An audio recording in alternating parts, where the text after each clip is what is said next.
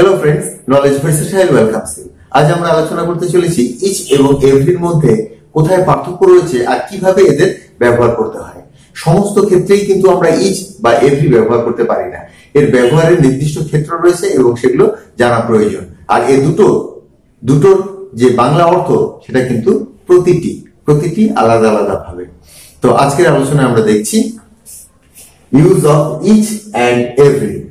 অনেকে একসাথেই বলে ইচ অ্যান্ড এভরি, প্রতিটিকে নির্দেশ করতে, প্রতিটিকে আলাদা আলাদা করে নির্দেশ করতে।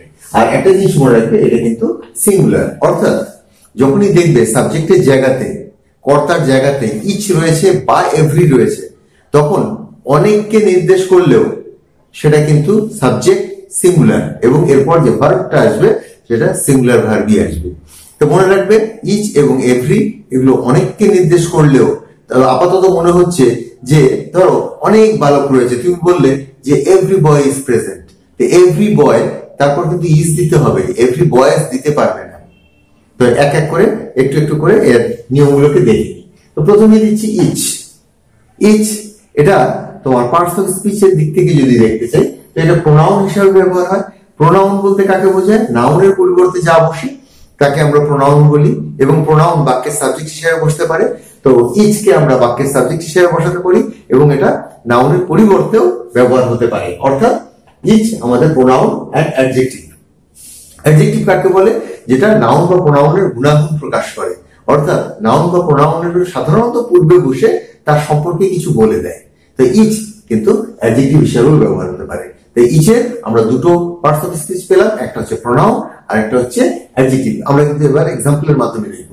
আর অন্যদিকে এভরিকে কিন্তু আমরা কখনোই প্রোনাউন হিসেবে ব্যবহার করতে পারি না, শুধু এভরিকে সাবজেক্ট হিসেবে ব্যবহার করতে পারি না, বাক্যের কর্তা হিসেবে ব্যবহার করতে পারি না, যেটা আমরা ইচকে পারি। তো এখানে এভরি শুধুমাত্র কোনো নাউন বা প্রোনাউনের গুণাগুণ প্রকাশ করে, তো সেই জন্য এটা অ্যাডজেক্টিভ, শুধুমাত্র এটা অ্যাডজেক্টিভ। তো দিস মার্কার ইজ লং। এখানে লং যেটা, এটা মার্কার সম্পর্কে বলছে, নাউন সম্পর্কে বলছে, এই লংটা হচ্ছে অ্যাডজেক্টিভ। ঠিক একই রকম ভাবে ইচ এবং এভরি দুটো অ্যাডজেক্টিভ হিসেবে কাজ করে, আর ইচ এর সাথে প্রোনাউন হিসেবেও কাজ করে। এবার আমরা এক্সাম্পল দেখছি। Each boy is working. প্রতিটি বালক কাজ করছে।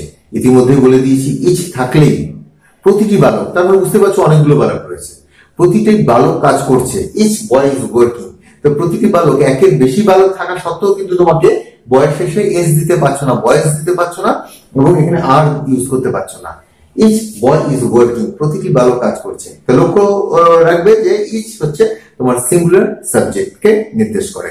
তাই ইচের সাথে দেখো বয় রয়েছে, প্রতিটি বালক সম্পর্কে বলে দিচ্ছে। অতএব এখানে ইচ তোমার অ্যাডজেক্টিভ হিসাবে কাজ করছে।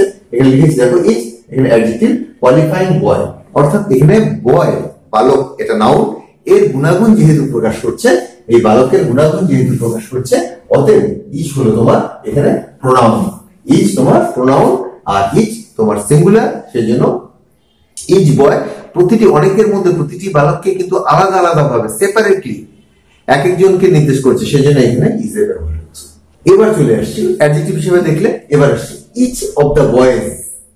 যখনই দেখবে যে অনেকগুলোর মধ্যে থেকে প্রতিটিকে আলাদা আলাদা করে বলা হয়, অর্থাৎ সিলেকশন করে নেওয়া হয়, তখন কিন্তু আমরা এই অফ এর ব্যবহার করি। Each of the boys is working. এবার কিন্তু তোমাদের একটু অদ্ভুত লাগতে পারে এটা দেখে যে এখানে বয়েজ দিলাম, তারপরে এখানে ইজ দিলাম কেন? আসলে প্রতিটা বালককে ভিন্ন ভিন্ন করে আলাদা আলাদা করে নির্দেশ করা হয়। তো সেই জন্যই ইচ অফ দ্য বয়েজ, মানে এতগুলো বালক, তাদের মধ্যে প্রতিটি যদি বস্তু হয়, ইজ ওয়ার্কিং, প্রতিজন কাজ করছে। তো এখানটায় ইচ প্রোনাউন হিসেবে কাজ করছে। প্রতিজনকে কার সম্পর্কে বলা হচ্ছে? বয়েজ সম্পর্কে বলা হচ্ছে, অর্থাৎ বালকের পরিবর্তে এখানে ইচের ব্যবহার করলাম। অতএব এখানে এই ইচটা কিন্তু নাউনের পরিবর্তে প্রোনাউন হিসেবে বসলো, বাক্যের সাবজেক্টের জায়গাতে বসলো। ইচ অফ দ্য বয়েজ, এখানে বয়েজ থাকলেও আসলে ইচ কিন্তু সবসময় সিঙ্গুলার, তাই আমরা ইজ এর ব্যবহার করলাম। এখানে প্রোনাউন বালকের পরিবর্তে আমরা ইচের ব্যবহার করেছি, অর্থাৎ বালককে নির্দেশ করতে আমরা ইচের ব্যবহার করেছি, তাই এখানে এটা প্রোনাউন। তো কি কি শিখলে? ইচ আমার অ্যাডজেক্টিভ হিসেবে ব্যবহার হতে পারে, সিঙ্গুলার। ইচ আমার প্রোনাউন হিসেবে ব্যবহার হতে পারে সিলেকশনের ক্ষেত্রে।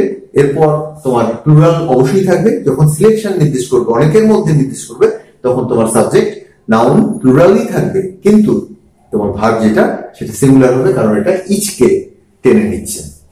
এভরিকে সোজাসুজি প্রোনাউন রূপে কিন্তু আমরা ব্যবহার করতে পারি না। যদি এরকম বলি এভরি ইজ ওয়ার্কিং, হবে না, এটা কিন্তু এভরি তোমার প্রোনাউন হিসেবে ব্যক্তি ব্যবহার করা যায় না, সেজন্য এটা ভুল, সম্পূর্ণ ভুল। এভরি ইজ ওয়ার্কিং হবেই না, কোনোভাবেই হবে না। Every of the boy is working, তবুও হবে না, কারণ এটা এইভাবে প্রোনাউন হিসেবে বাক্যে ব্যবহার হয় না। অর্থাৎ এভরি অফ দ্য বয় সেটা যেমন হয় না, আবার এভরি ইজ ওয়ার্কিং সেটাও হয় না। তো এভরির ইউজ কি আছে? এভরিটা শুধুমাত্র অ্যাডজেক্টিভ হিসেবে ব্যবহার হবে এবং নাউনের পূর্বে বসবে। এভরি বয় ইজ ওয়ার্কিং, প্রতিটি বালক কাজ করছে। তো তোমাদের মনে হতে পারে এখানে ইচ বয় ইজ ওয়ার্কিং আর এভরি বয় ইজ ওয়ার্কিং দুটোর মানে তো একই। হ্যাঁ, দুটোর মানে একই, কিন্তু এর মধ্যে সামান্য ভিন্নতা রয়েছে, সেটা নিয়ে আমরা এখন আলোচনা করছি। তো এভরি বয় ইজ ওয়ার্কিং এক্ষেত্রে এখানে ইচ বয়, ইচ যেভাবে এখানে অ্যাডজেক্টিভ হয়েছিল একই রকম ভাবে এভরি বয় ঠিক একই রকম ভাবে এই এভরি তোমার অ্যাডজেক্টিভ হিসেবে বাক্যে ব্যবহার হয়ে গেল। এভরি বয়কে কোয়ালিফাই করছে, অতএব এভরি তোমার অ্যাডজেক্টিভ হয়ে গেল। এখানে দেখো এভরি হচ্ছে অ্যাডজেক্টিভ। এর পরের যে পার্টে আসছে সেটা যেটা বলছি, সাধারণত যেটা বলা হয়ে থাকে ইচ, যখনই ইচ বলবে তখনই বুঝে যাবে যে দুজনের মধ্যে একজনকে নির্দেশ করছে। কিন্তু তাই বলে এটাই শেষ নয়, ফর টু, দুজনের মধ্যে একজনকে নির্দেশ করতে তোমাকে ইচ ব্যবহার করতে হবে, এভরি ব্যবহার করতে পারবে না।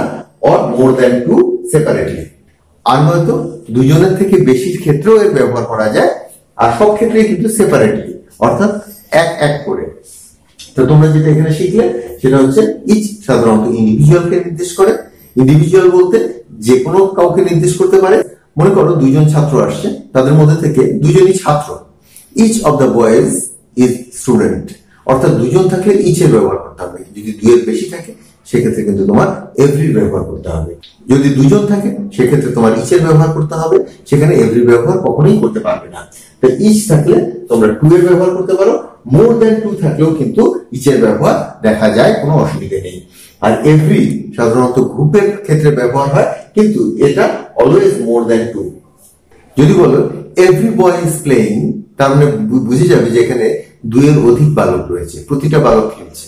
আর যদি বলো ইচ বয় ইজ প্লেইং, তো এখানে দুটো বালকও হতে পারে, দুইয়ের অধিকও হতে পারে। তো মূলত ইচ দুজনের জন্য ব্যবহার হয়, এভরি দুইয়ের অধিকের জন্য ব্যবহার হয়, কিন্তু ইচ দুইয়ের অধিকের জন্য ব্যবহার হতে পারে, কিন্তু এভরি কখনোই দুইয়ের জন্য ব্যবহার হয় না, সেক্ষেত্রে ভুল হয়ে যাবে।